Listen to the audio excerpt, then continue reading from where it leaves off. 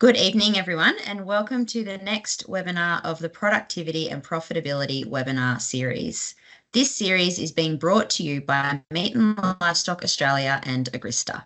The MLA Productivity and Profitability series is designed to assist sheep, cattle, and goat producers to increase the productivity and profitability of their businesses. In this series, we'll provide you with timely technical information that is relevant to producers across Australia. My name is Tanisha Shields and I am a consultant with Agrista, and I will be your host for tonight's webinar. I would like to begin this webinar by acknowledging Australia's Aboriginal and Torres Strait Islander peoples as the traditional custodians of the lands on which we live, learn and work. We pay our respect to their elders, both past and present, and to our shared future. In tonight's webinar, we will be hearing from Mark Ferguson about cattle, complexity and change. Before I hand over and introduce Mark this evening, I would like to cover off on the housekeeping for this webinar. Tonight's webinar is being recorded and a copy of this recording will be available on the Agrista and MLA websites. We invite you to ask questions of Mark throughout the webinar, and we will then address your questions at the end of the webinar. Mark has spent his career in the sheep industry working throughout Australia and New Zealand. He is the founder and CEO of NextGen Agri, an innovation and consulting company that has clients across Australia and New Zealand. Mark has a PhD in genetics and a passion for enabling farmers to implement effective genetic strategies to get the most out of their livestock. He is also host of the Herd Shepherd podcast. Mark grew up on the family farm in the Victorian Mallee and now lives with his family in Christchurch, New Zealand. Thank you, Mark. Very excited to have you tonight. I'll now hand over to you. Excellent. Thanks, Tanisha. Great to be here. I'll get some slides up and we'll be into it.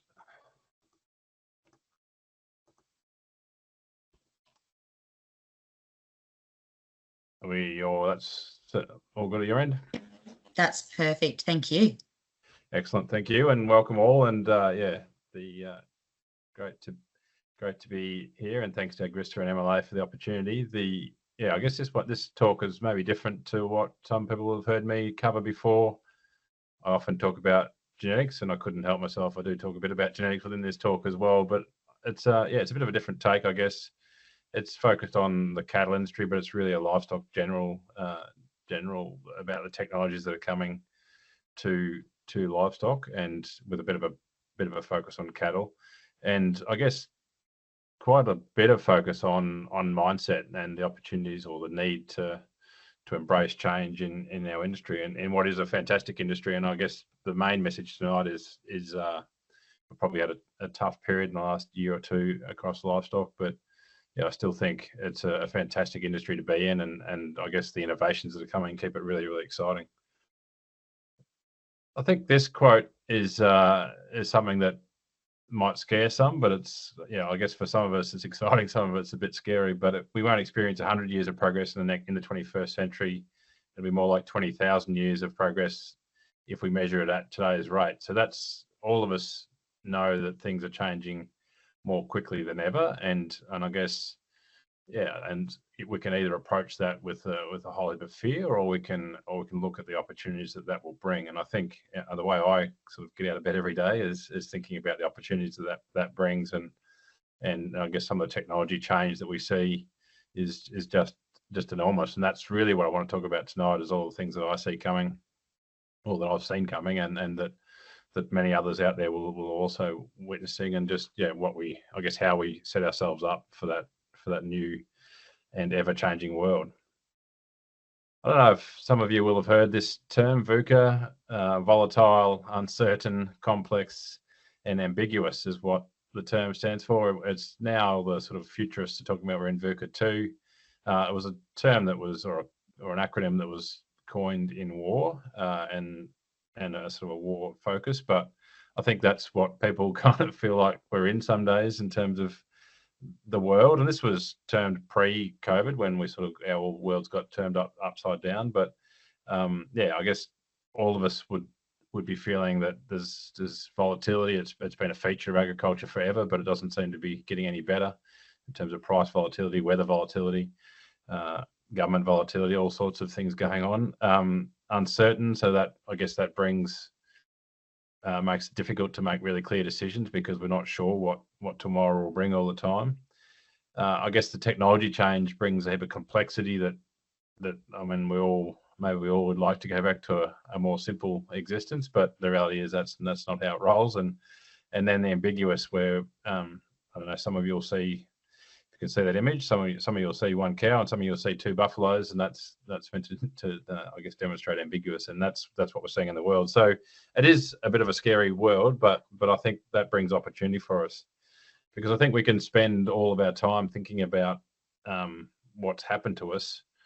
But really, I love this quote, and you're going to see a few quotes from me tonight because I live by lots of quotes. But yeah, life is 10% what happens to us and 90% how we react to it. I think we can spend a lot of time talking to our mates and worrying about what the government might be up to, or what the weather might be up to, or what the markets might be up to. But we have very limited control over lots of those things. And I guess as much as possible, we should spend our energy or use our energy on the stuff that we can control, and that's the 90% of how we react to it. That space between what happens and what we do about it is sometimes only a split second, but that's the most important split second of a lot of your decision making. So again, we're going to get to livestock eventually, but I want to make sure our this conversation is rooted in really thinking about how we approach a lot of things that are going on in our lives as livestock producers. So this is a question that works better in a crowd than online, but I think I want you to consider this when you're sitting watching in the comfort of your own chair. Will you lead your business to success? And I don't think anyone can't put their hand up to that question. Everyone who's taken the time to listen along should be someone who's thinking about how their business can be successful. But I think the point of asking it in the way that I have is that if you answer, it needs to be a yes no question for your mind to kick in and say, yeah, I do want to be successful. If I make that ambiguous, it's easy for you just to find reasons or excuses as to what's happened to you, and therefore you can't lead your business to success. So I think take a bit of time while you're listening along and think about are you leading today, or can you lead better tomorrow just by changing your approach to your business. This is a bit of work that was done a while ago now, almost 10 years ago, but I think it's really still relevant today, and it was done by a couple of scientists at a CSIRO. And this is the mega trends impacting beef, and I think probably impacting agriculture generally. And I don't think it's changed. This was done pre-COVID, obviously. So, but I think a lot of those things are true. We've got a hungrier world. There's more population chasing proteins. Generally a wealthier world. Obviously, a bit of a hiccup at the moment in terms of general.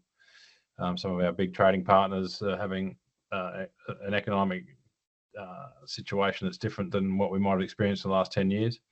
But definitely a bumpier ride. I think, whether that's whichever way we look at that, that's been true.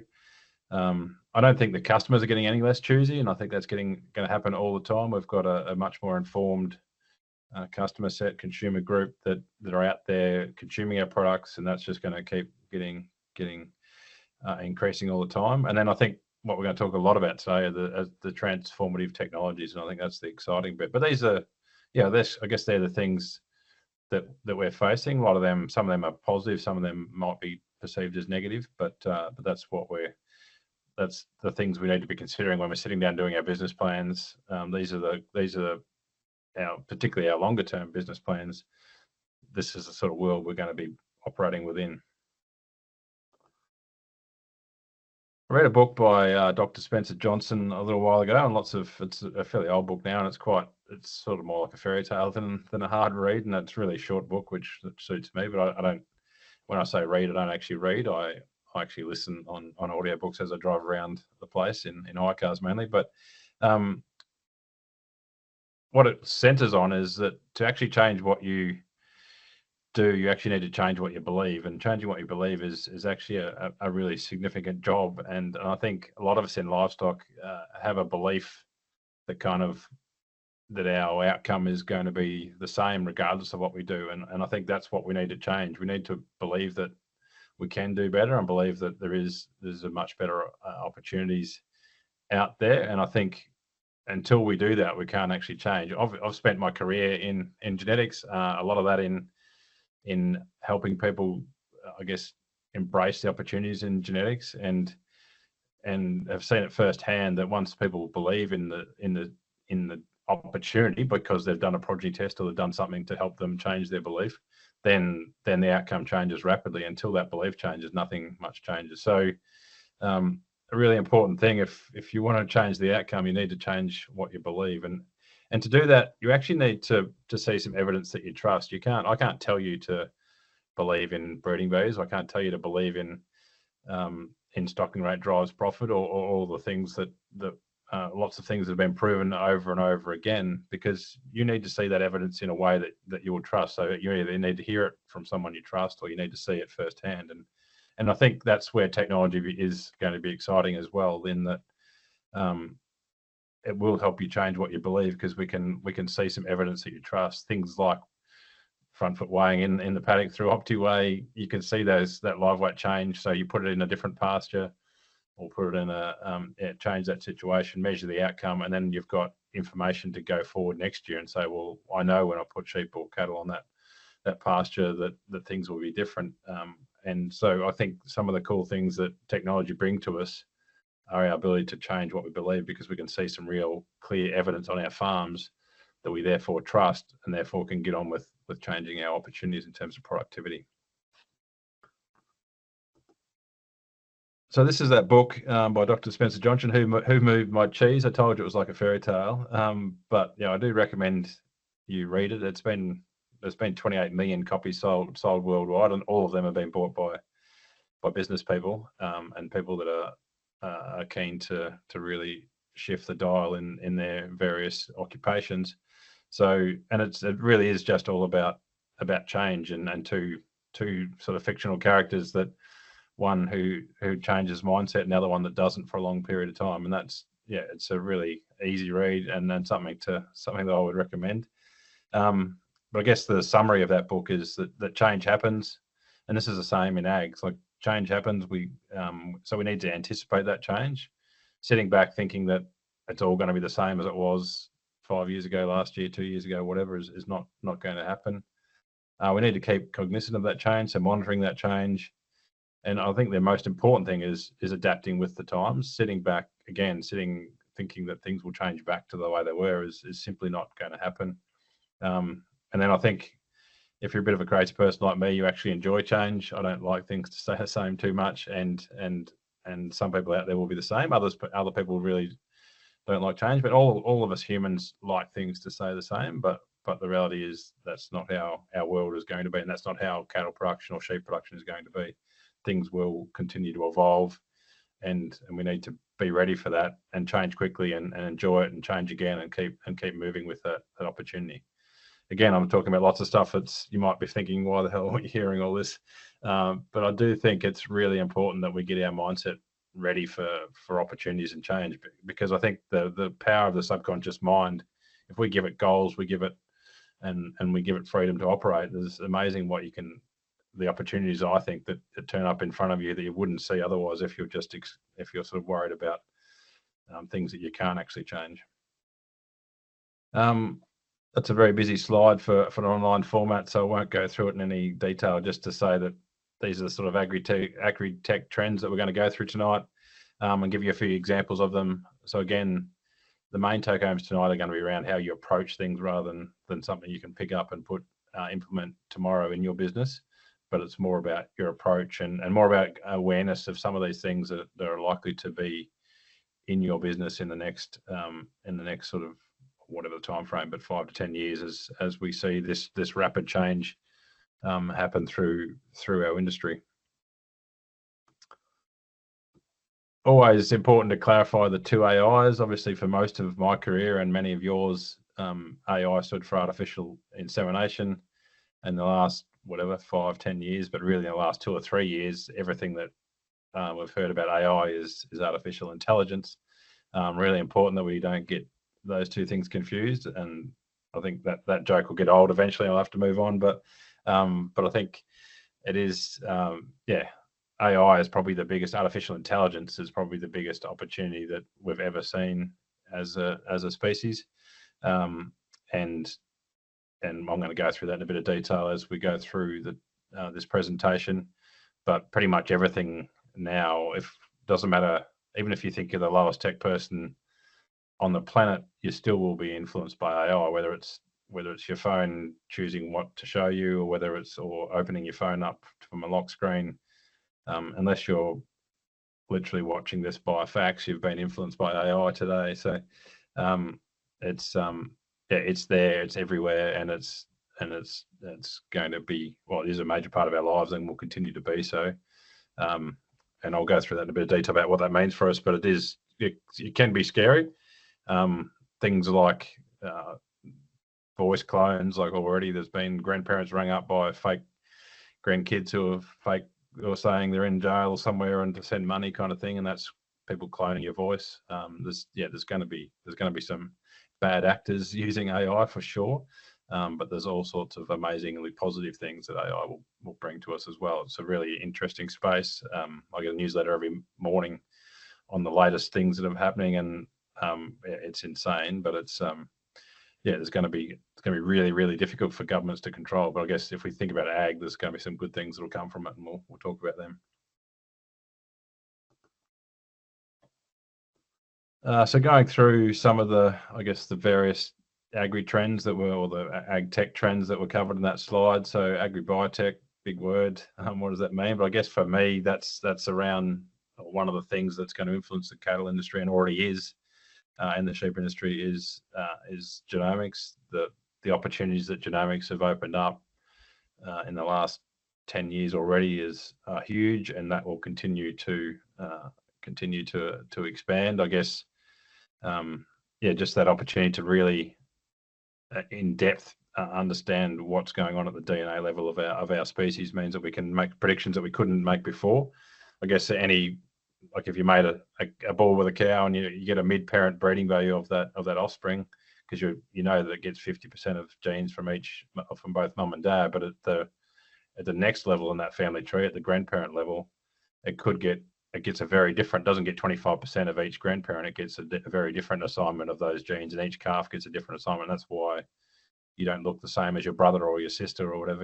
We look different, and that's because we get different chunks of DNA from different of our ancestors. And the beauty about genomics in cattle and sheep is that we can accurately predict who got what from where, and therefore predict with much more accuracy as to the breeding value of that offspring. So we can literally selecting animals as calves or animals as lambs, and use them earlier, use them with more accuracy, and make much more rapid gain genetically. So that's agri-tech is going to is already having a big part to play, and we're going to see that continue to roll out. I think things like your flock profiling in the sheep industry, heifer profiling, so genomics in heifer selection in the cattle industry, these are things that we can start to use now. And there's various providers of them, and I've just listed a few there that were easy to find, which basically you take a chunk of ear, so you get a sample of the animal, you send that away, you get that, the DNA gets extracted, that gets passed through an analysis, and you get an estimated breeding value or a ranking of those animals, and depending on which tool you're using there. I think, like, practically you're not going to necessarily do every heifer, because there's, I don't know, most of you out there there'll be heifers that it doesn't matter what the breeding value tells you, you're going to use them anyway because they look amazing. They might be an early born calf out of an older cow that just looks amazing, and she's going to get used.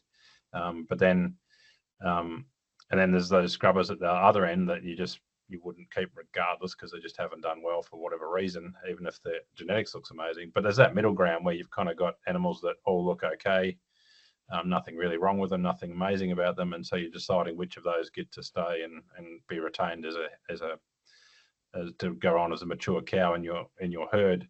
Some of these tools can be used to really tidy up that opportunity and grab the ones that are most likely to be productive for you, because they've got the DNA that says that.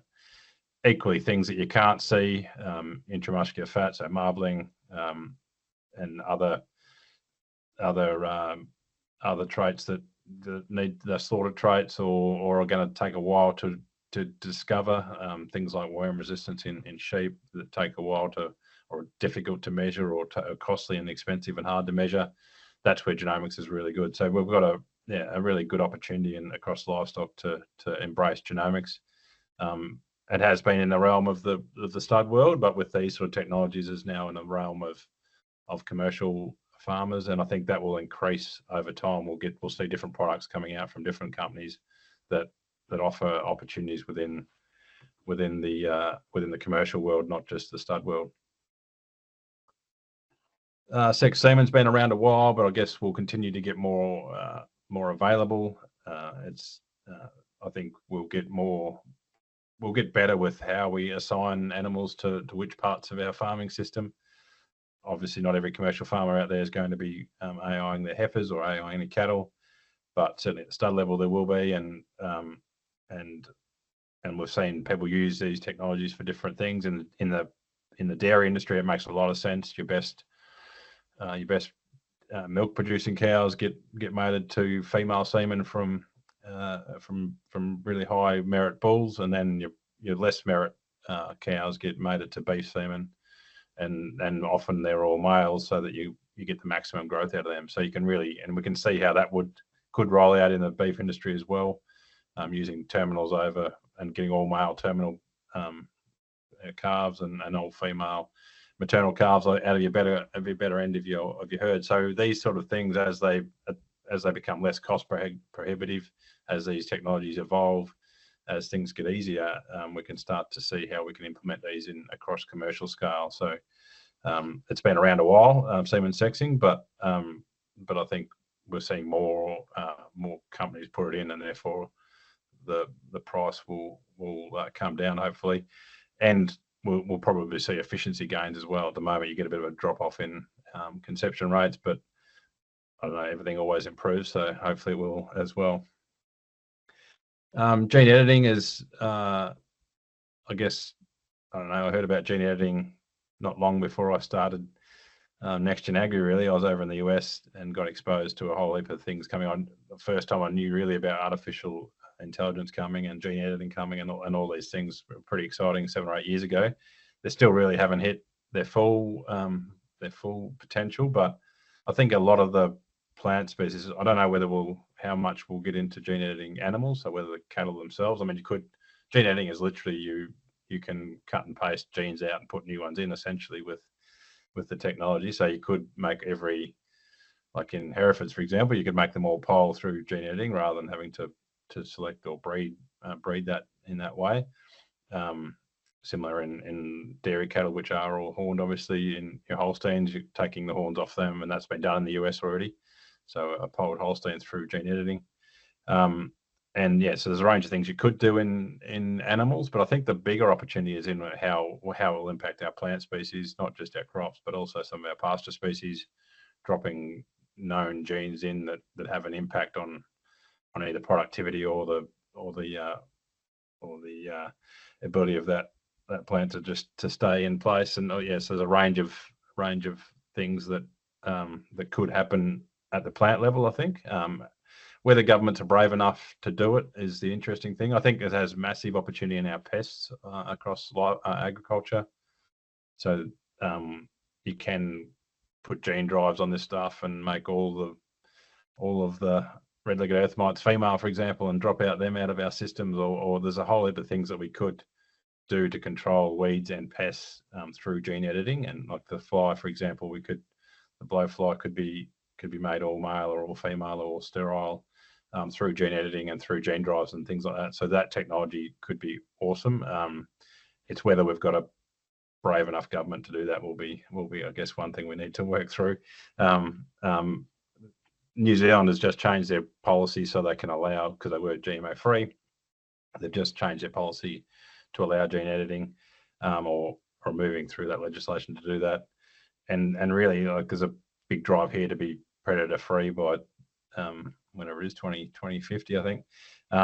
But to get rid of the things here that aren't meant to be here. The only way you could ever do that, like you can't trap your way to that, you can't poison your way to that. You can only do that through gene editing. So I think there is big opportunity, and there will be, but people will have different opinions about whether that's how safe that is. But we'll see how that rolls.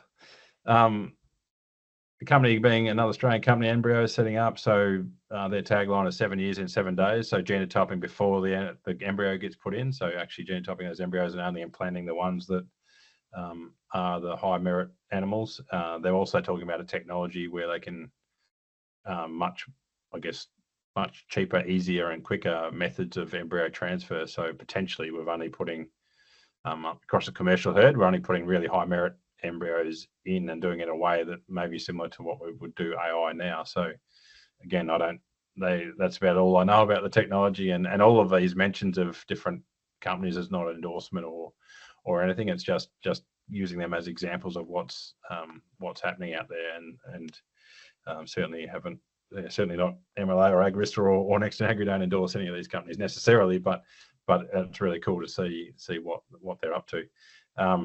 And it will be interesting if we could scale embryo production, only put in the good ones, do it really efficiently, so all of our cows are having the best calves rather than the kind of normal distribution that we would deal with normally in ag and livestock.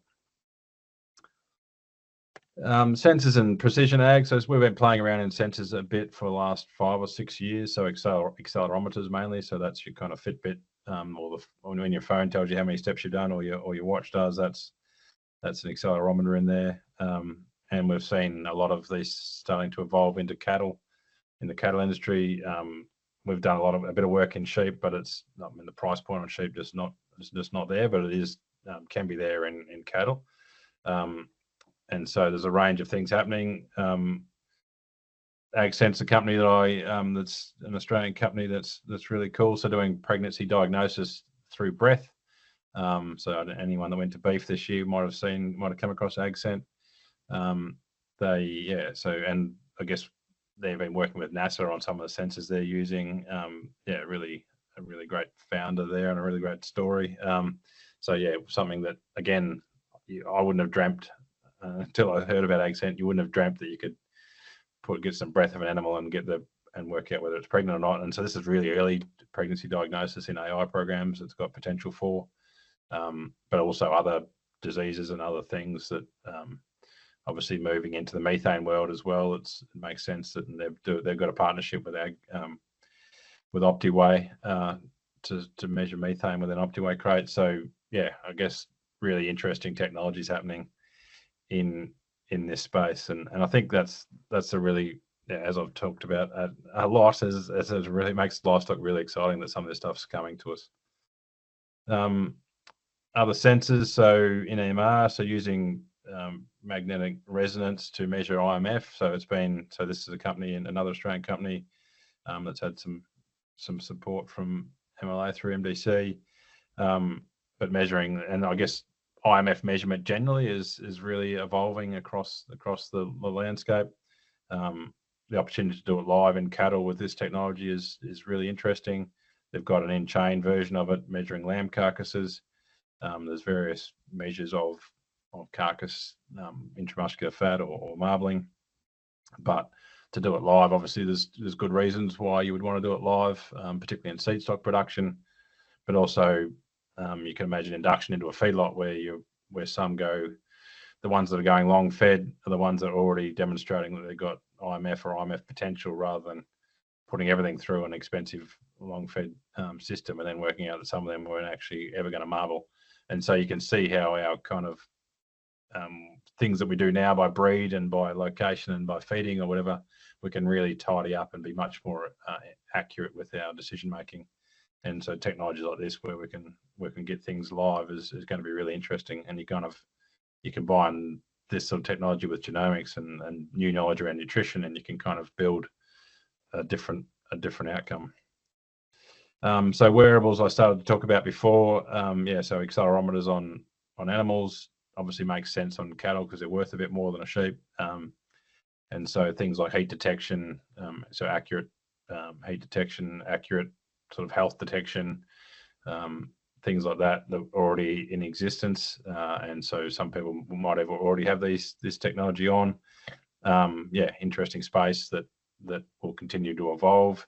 Obviously, depending on which state you live in Australia, the ability to virtual fencing, which I think might be the next slide, is also no, it's not. It's coming soon. Is also an opportunity. But yeah, I guess these things where you can put a sensor on an animal and you get an accelerometer trace, you then train an artificial intelligence algorithm to work out what that, or to predict what that trace means, and therefore you get alerts on your phone that a cow is calving, or a cow is on heat, or whatever's going on. So yeah, I think that space has probably has evolved a lot. It's evolved a lot for dairy, and so rumination time and heat detection and that sort of stuff are pretty routine on a lot of dairy farms now. And so you can kind of predict negative health outcomes before they really take hold, because the animal stops. One of the things they stop doing when they crook is ruminating, obviously. So ability to pick that up through those sensors rather than having to go and look at an animal. And I think it's probably important as we move into higher numbers of animals per person running them. We end up with we can have less skilled labor running our animals because we've got these sensor systems doing it for us. So I guess when I look across the paddock these days, I think sort of see it now, sense it soon. There's all sorts of sensors are evolving, and I think that's a really, really cool space. Some of you out there in the really extensive parts of Australia are going to be, might be, a lot of this might not come to you immediately. There'll be different things. It might be more camera-based systems for you. For the intensive areas, I think there will be a lot more sensing, a lot more, and we've already seen that, sort of moisture probes and things. So making decisions with a bit more information than we've had before is the exciting part. So big data and analytics. I guess we've heard about this space for a while, and it's massive in things outside of ag. The data sets in ag aren't as scaled as what things like banking or other consumer type stuff. But I guess one space where we're seeing this really evolving is in genetic evaluation, and I've termed it there that genetic evaluation is growing up. And I think it kind of used to be one or two providers of genetic evaluation that had monopolies or supported by industry to have one or two sort of systems. Whereas now we're seeing lots of things spring up where we've got different providers of this information. It's going to get blurry for you as a commercial cattle farmer or even potentially sheep farmer. At the moment, most of this movement's happening in cattle. But all of a sudden, we've had sort of one breeding-based system, and we could have lots of them soon, depending on how this plays out. But it's going to be an interesting space. But that's all because of the power of genomics and the power of data and the power of some of these groups to have millions of data points, particularly coming out of the US, and then I guess the power of genomics to pull that together and then be predictive in Australian cattle. So interesting space. Not sure where that'll end up, and I think there's probably some good to come with that, but also some niggle as well. Robotics and automation, probably not massive in livestock or in cattle. When I think robot, I'm of the era where R2D2 is my version of a robot. But I guess anyone that's seen anything happen in the last little while will have seen how much automation and robotics is going on. There's some pretty interesting things happening. I think not necessarily a robot, but automation is your kind of your Optiway, and then other companies doing the same thing. But a lot of I think of all the kind of tech that's maybe hit the market in the last 2 or 3 years, 4 or 5 years, however long Optiway's been around, I think this one's seen a lot of uptake, and for good reason. People being able to see what's happening in their paddock, not look out there, but actually say, well, they're losing weight or they're gaining weight at a particular rate. And it's really that a lot of this technology is about being able to predict or see the change happen before it's too late. Like an early drop off in live weight gain might mean go and shift those cattle or go and find out what's going on. Is the float jammed on the trough, or is something I'm getting an alert on a change, and so something's happening in that paddock. And I think that's where technology will change our game, rather than having to see it with our eyes. And even some of the stuff you can put animals in a paddock and think they're doing okay, but there might be nitrate levels or something that's actually knocking around their production that we're just not seeing, but we would see if we had the tech in place. So these are, I think, in paddock weighing is a massive step. It's sort of we've had walkover weighing attempts for a long time, but this front foot system has really taken off, and will be. And I know the team at OptiWeigh are just releasing their sheep version out for a bit. So yeah, interesting space to watch, and if we can pair that with methane measurement and some other things, who knows what that unit can do in the end, and that will be really a good space to watch. I almost talked about this before, or tried to. Virtual fencing, again, depending on which state you're in and or what the legislations are, whether it can be used or not. But this was probably something that's been talked about for 20 years, maybe more. And again, a lot of this tech, you can kind of have the idea, but it's about timing. And if you have the idea before the tech's available, you can kind of you can wait a long time. I always think about Auctions Plus, which has obviously been humming in the last decade or so, but back in the old days, CALM, computer-aided livestock marketing, which was the original sort of version of Auctions Plus, was well before its time in terms of the tech that was available. Even though it did get a bit of traction, but the same here. Like, I guess virtual fencing was kind of a bit of a dream, but now the technology has evolved enough that you can actually do that. So Halter here in New Zealand, there's Vance, there's Gallagher have got their version. There's others on the market. And yeah, again, where this goes, what the price point is, where the utilization is, but the ability to graze, to most efficiently graze our pastures and utilize the areas that we need to at the right time, without having to put the infrastructure of fences up, or having to shift electric fences and stuff around on that front. Yeah, there's a big opportunity here. I know that some people are starting to implement this because of just to get that pasture utilization up and drive our stocking rates and drive the productivity that we know we can get out of pasture if we can get the right animals in the right spots at the right time. This sort of technology has got some significant opportunity on that front. I guess all of this kind of augmented reality is a technology that's a bit of a group of technologies, and we've all probably seen this a bit. Like, you've seen maybe versions of, you can put a couch in your living room on some furniture sort of retailers or whatever. I think none of this is about sending more CSV files to your emails that you can sit at 10 o'clock at night and read through. I think that's not how technology is going to evolve, and that's a good thing. But none of us like spending more time than we have to in front of a computer, particularly anyone who loves farming livestock.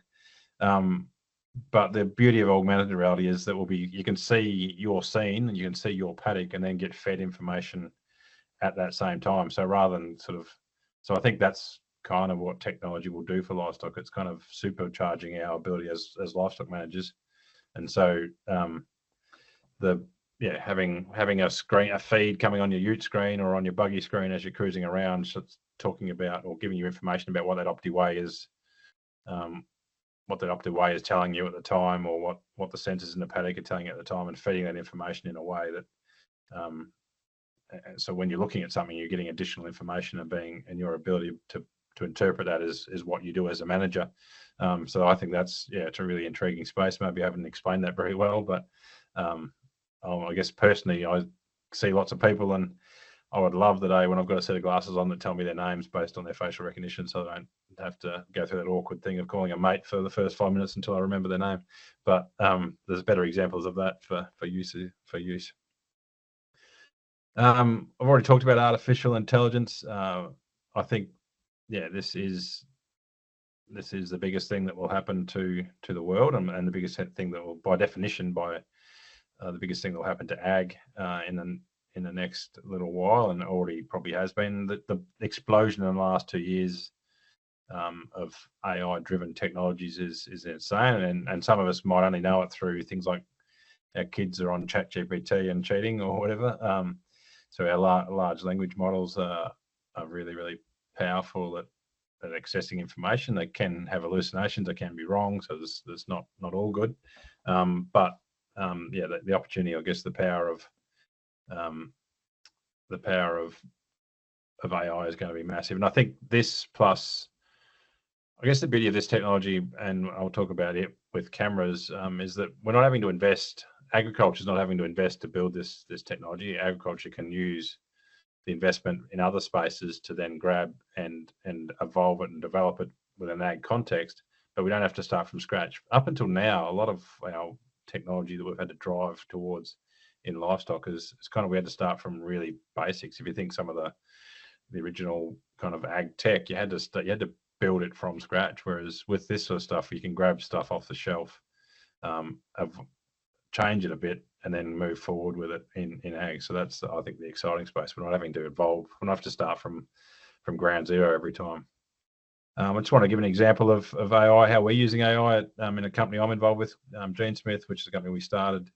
We're looking to match dam to lamb in sheep using cameras, so using artificial intelligence enabled cameras.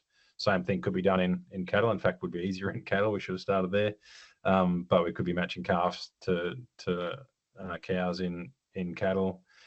Things like monitoring grazing, things like monitoring health and welfare are things that are all on the agenda. So that's a camera that's sitting out in a paddock actually in Cavendish in Victoria at the moment. Actually just got shifted out of that paddock today or yesterday. But that camera has the ability to find a sheep in the paddock. So it's got an algorithm to identify a sheep and a lamb. At the moment, it's reading, there's a sort of cattle tag on that sheep around its neck and on the lamb, and it's reading those numbers and match and working out whether if they're hanging around each other a lot, then they're obviously a pair, and it's doing that completely autonomously. So it's cruising around, zooming in, zooming out, finding sheep, doing that the whole time the sun's up, or even when the sun's not. It's got infrared cameras as well, and so that's so that we're trying to do that to drive productivity in the commercial world, trying to do dam to lamb matching at commercial scale, and the same in beef eventually. But you can imagine once you've got a camera in a paddock, you can do a whole sorts of things. We're looking at, are they lame? Are they grazing? Does that mean they've got parasitism? There's whole heaps of stuff that will evolve from that. It's been a hell of a pathway. It's been 4 or 5 years of hitting U-turns and hitting roadblocks, and as recently as today, new ones. But it is, we're out the bleeding edge, but it is a pretty exciting space to know what. And I think cameras plus AI is where it's going to be at in ag, in livestock ag, where we can automatically do lots and lots of stuff that we've now or previously had to use humans to do, or other less efficient sensors.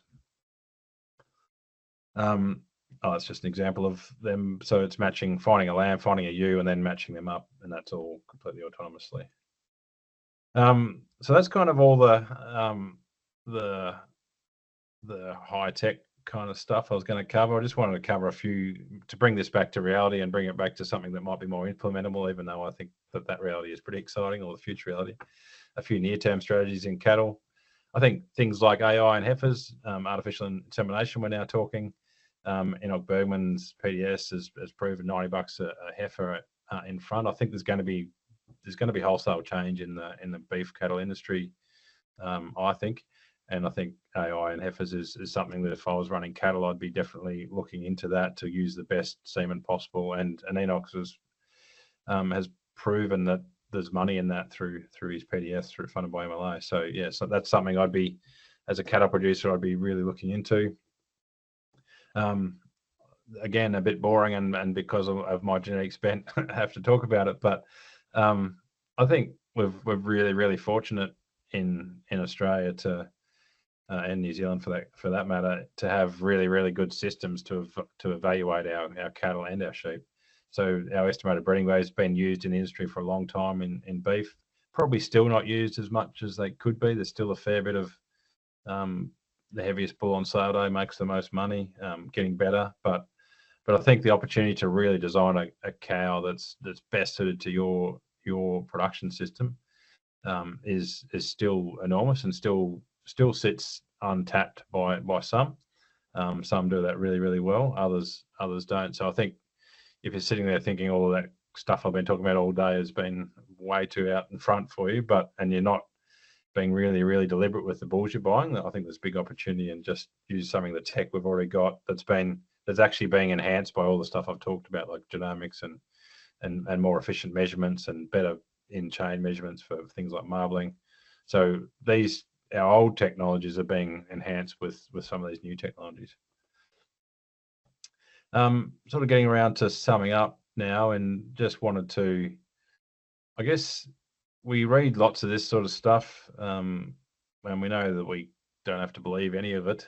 Methane, we get the blame for everything, and we get the blame for the drought across the planet or whatever in ag. But I think what my only comment is, save your energy for innovation. The thing that you can't control is what all these groups want to talk about us and say about the industry. The thing that you get to control is where you spend your energy and where you lead your mates and your family and your businesses in terms of that energy, because there's only so much bandwidth you've got, and if you spend all of it fighting, you won't have any time for innovation. And I think the thing that will set you apart over time will be the approach you take to innovation, not how loud you are at whinging about the green groups or whoever. I would encourage you to stay curious. Keep part of this talk has been about hoping to open your eyes a little bit about the technologies that are coming. I spend all of my spare time listening to podcasts about various things. I don't spend any downtime much, because I'm really curious about how this world plays out, and I think the more we're like that, the better. Be ready to pivot, be ready to change things. The industry or the way you produce your animals right now is not going to be the same way it is in 10 or 15 years time. The opportunities that you've got now will be different than they are in 15 years time, or the next generation coming through, or the next managers that are coming through. Be ready to go with that change and embrace that change, and I think that will set you up for success. One thing I would encourage you to do is, which sounds a bit morbid, but what's called a pre-mortem, which is sitting down with anyone in your business and working out what went wrong. So if you can imagine that your business has failed, so you've had to sell up, or you've had to lease out the farm or whatever because it just all didn't go the way it wanted to, or you wanted it to. You can imagine that and then go, right, why would have that happened? What are the set of circumstances that would have led to that failure? And that's a really good way. It's been proven as a good way of helping you understand the opportunities that are in front of you right now, because your brain is much better at finding those failures than it is at identifying the opportunities. So sit down and do that. You want to finish that session with some opportunities. You don't want to finish. It's quite obviously a bit demoralizing to think about that your business has failed and why that was the case. You want to do that and then shift your mindset to go, right, now let's imagine it was a screaming success. What does that look like? How did that happen? But I think you can Google that sort of pre-mortem type process, and I think it is something worth doing. I love this quote: if you want to increase your success rate, you need to double your failure rate, and that's what IBM do. I think that's really, really important, that if we have to have a mindset where things are going to go wrong, and so you're going to break some stuff, you're going to make the wrong turns, you're going to make the wrong decisions, but that's part of this innovative mindset, and I think the more you embrace that in your business, and the more you make sure that everyone in your business is able to make mistakes without getting a ton of bricks on them, then that's going to be really important to how you innovate and how you build a successful business. I think all of this sounds like it's all too hard, as in you've got to make these big wholesale changes to ag. Often we think, we need to increase our stocking rate by 30%. That's going to be really hard, or we're going to have to change all the bulls we buy. That's going to be hard, or we have to change things that we do. That's going to be difficult. I think the Kaizen principle, which is famously deployed by Toyota to turn things around, of one thing better each day, and encouraging everyone in the business to have that little innovative mindset. Like, you only have to shift hang one gate better, or shift one gate because that's where the cattle always don't go through, or do something small each day that changes the efficiency of the business. So it's not always about wholesale changes it's all the little things that add up to that change. And so there'll be technologies that come that will be wholesale changes, but a lot of the things that happen are you just doing the common things uncommonly well.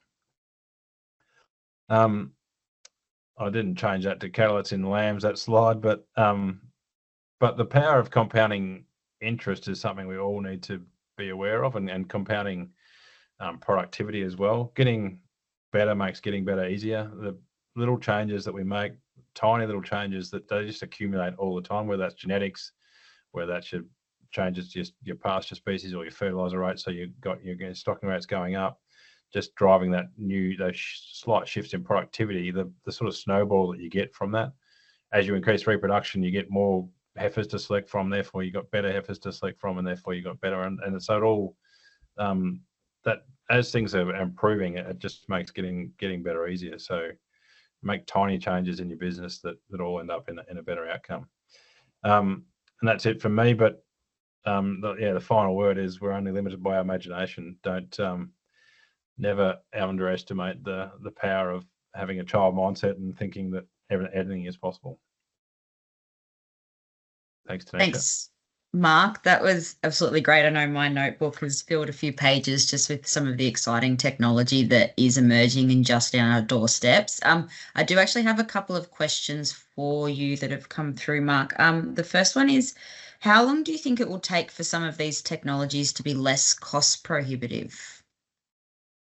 Good question. And I think that's how long's a piece of string, but I guess just by way of example, there's like some of the technology we're using that's like cameras that we're using today costing sort of about $1,000. When we started out 3 years ago, they were $20K.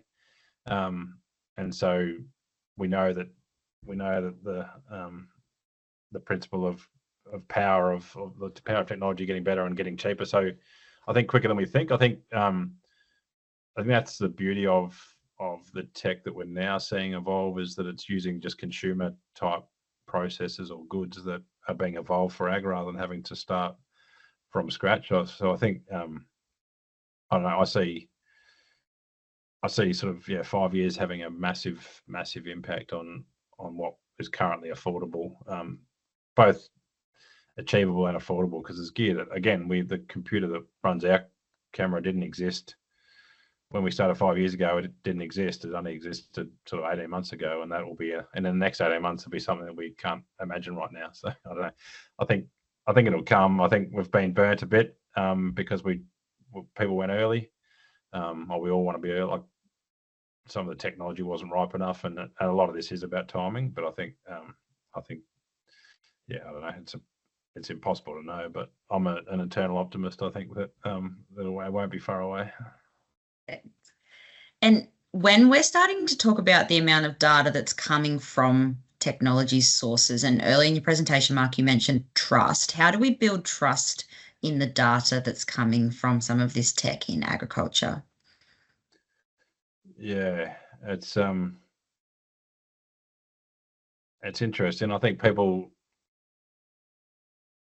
are going to have people are going to have to see and believe in themselves, find those people they align with, find those tech companies they align with, and I think it'll be obvious. I think the information that makes sense, if it stands the sort of the quick check in terms of that data makes sense, like that's logically what I would expect to be happening. I didn't know at that level of detail, but it's logic with what my gut's telling me. I don't think it'll be an issue. I think it's way too risky for an ag tech company like this. It's a small industry. It's everyone talks, like, it's way too risky for someone to come out with a technology that's wrong. So I think they'll get found out pretty quickly. I mean, there is that example in the US with that woman that raised hundreds of millions of dollars and is now spending hundreds of years in jail. But like she literally lied about what the capability of the technology was. But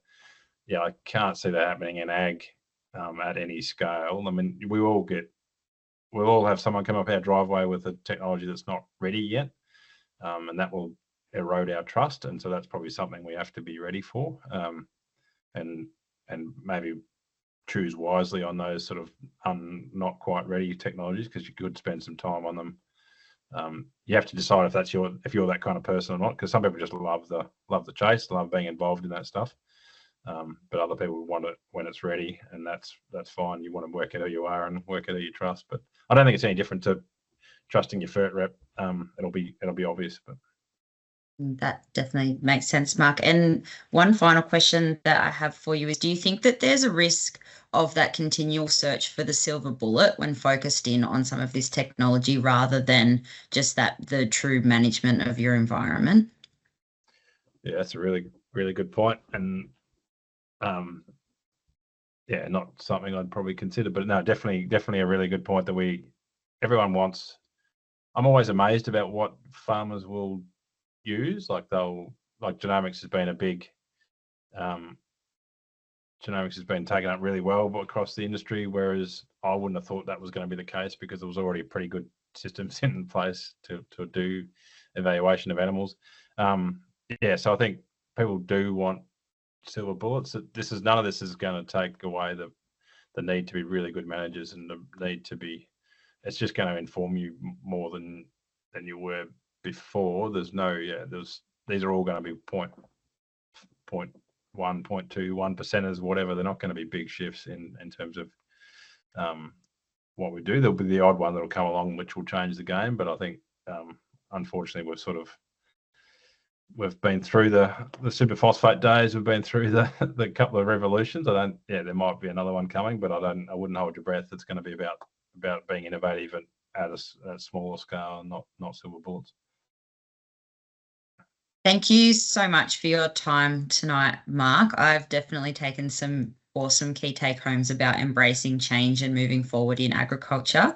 For those that are listening along or watching the recording, if you have any additional questions or suggestions for future webinar topics, please be sure to reach out. This feedback helps to guide the future webinar topics that we present to you. Thank you again all for attending, and thank you again, Mark, for being here this evening. And we look forward to you all joining us for our next webinar next month. We'll be hearing from Deb Scammell about mineral supplementation. And if you missed last month's webinar, head over to the MLA or Agrista website to watch it. And be sure to check out our podcast series. You can find this on all major podcast platforms under the Productivity and Profitability Media series. Happy listening.